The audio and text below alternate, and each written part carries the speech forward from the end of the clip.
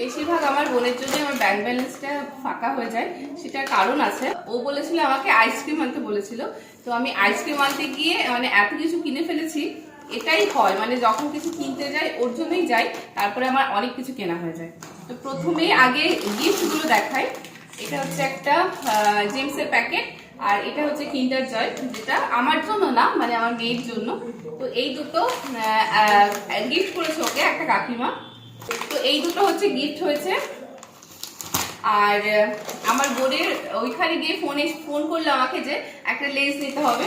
তো এই হচ্ছে একটা লেস, আর এই রেড কালারের এটা বেশি ভালো লাগে। দুটো পপকর্ন, এই পপকর্নগুলো আমার খেতে খুব ভালো লাগে। তো এই হচ্ছে পপকর্ন।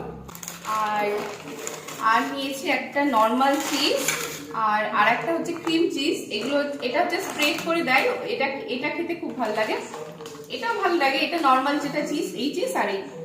আর এনেছি এই দইগুলো আমার খুব ভালো লাগে। একটা হচ্ছে কেসার, আর আরেকটা হচ্ছে আমের ম্যাঙ্গোর। তো এই দুটো ফ্লেভারই আমার খুব ভালো লাগে। তো এই দুটো দই।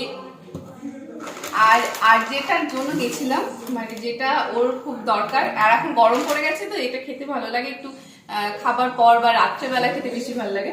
এই হচ্ছে কোয়ালিটি ওয়াইজের চকলেটেরটা অনেকদিন ধরে মানে স্টকে ছিল না আমাদের, জানি না শেষ হয়ে যাচ্ছে কি করে।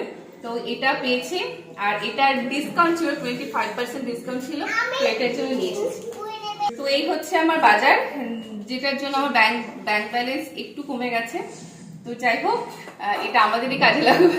ওর জন্য যাওয়া, মানে ওর ছুতোই যাওয়া, কিন্তু যা যা আনা হয়েছে সব আমরাই খাবো। এই হচ্ছে আমার বাজার।